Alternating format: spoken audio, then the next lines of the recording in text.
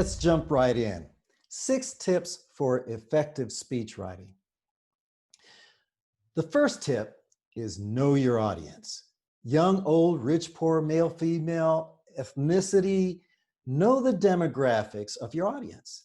The person you can get that information from is your meeting planner, the person that hired you for this engagement. Ask them as many questions as you can about the demographics. Also, find out what kind of challenges this group may be going through, what kind of challenges they may have had, what kind of challenges that can relate to them. And find challenges that you can relate to that may be similar. If it's a techie group, let's say a computer technician group, you know that they deal with viruses. So find a way to relate to viruses. Maybe you had a situation on your computer where you picked up a virus and it caused a serious problem, and how you dealt with it. When you find that challenge that can relate to your audience and also relate to you, then that helps you select the topic of the speech. That topic is going to be about that challenge that you can relate to, that you know your audience is experiencing as well. The second tip is write the speech, tell a movie. Telling a movie, what does that mean? How can you tell a movie? Imagine you had to describe a movie to a blind person. You would have to go through the introduction, then you would set the stage, and you would have a closing. So let's do that. Start out with the introduction. The introduction needs to be engaging. For example, if you're going to walk out on the stage, just grab a question about your topic. Has anybody ever double parked on a meter before and gotten a ticket right as you walked up to the car?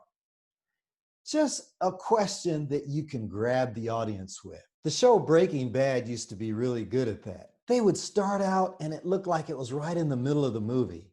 Just action scenes going and you're like wondering, what is that? What's happening? And then after a while, the credits would start rolling and the show would begin. They engaged you with some action sections of that movie first, and then they start. So engage the audience. Once you have them engaged, then you can move on and set the stage.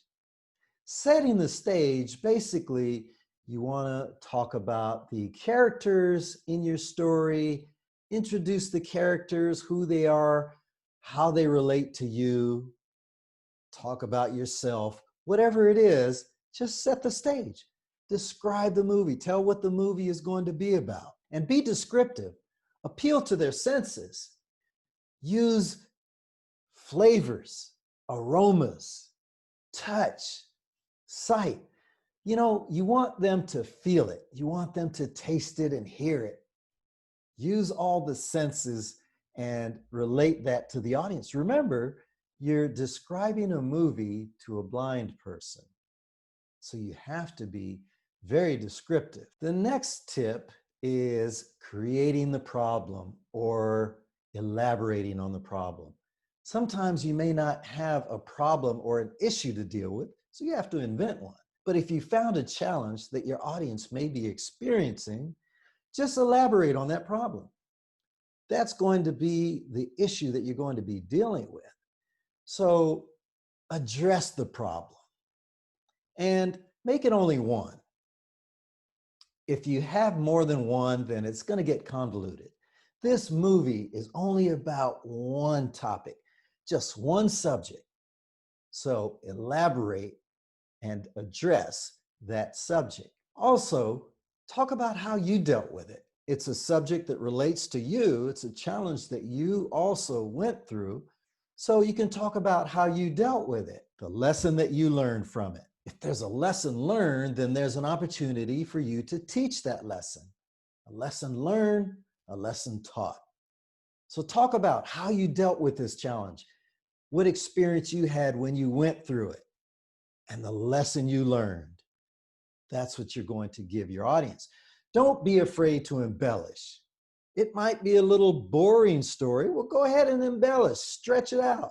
As long as you're not stretching facts, numbers, statistics, dates, things like that.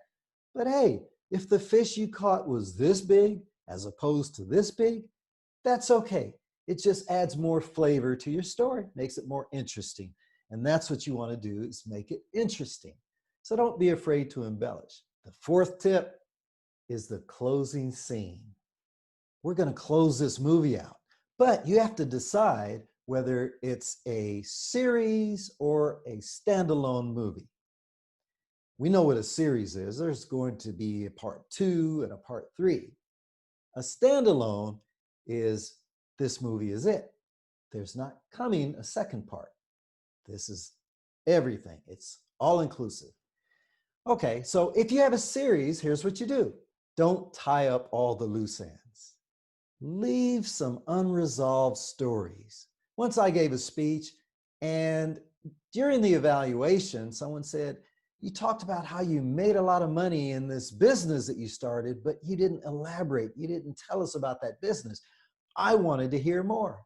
Well, that was by design. I wanted to leave some loose ends. I didn't want to resolve all the stories. Why? Because I wanted them to invite me back. I wanted to get hired again so that I could tell the rest of those stories. And that's good to do. It leaves them wanting more. Always leave them wanting more. Now, if it's a standalone movie, that's like an educational, a documentary movie where you have to give them all the information. You're teaching on a particular topic, something that you're the expert in, and you're relaying that information to your audience. They want to know everything that you came there to teach them, so you cannot leave any loose ends or any unresolved stories. So if it's a standalone, you have to tie up all the loose ends and give them all the information that you were hired to give them. Then you end with the title. You always want to tell them at the end what you told them at the beginning. When they leave, they have to remember what that speech was about. In between, there's a lot of information, a lot of entertainment, whatever you put in the middle, but you want to let them leave knowing what they came there for. So use the topic, the title of the speech, at the end of the speech. Now you have your speech written. What do you do? The fifth tip is to practice, practice, practice. Get that speech down pat. Use a mirror. Give your speech in front of a mirror. It's good to see what the audience sees. Look at yourself, look at your hand gestures, your body motion, your facial expressions. You can change it on the fly when you're practicing in front of a mirror. Maximize your space and body language. You see, now we're using a little square as our stage. We're practicing and we're giving speeches on a new stage, a virtual stage. So you have to practice and maximize that area that you're speaking in. Record yourself. Then you will really see what the audience sees.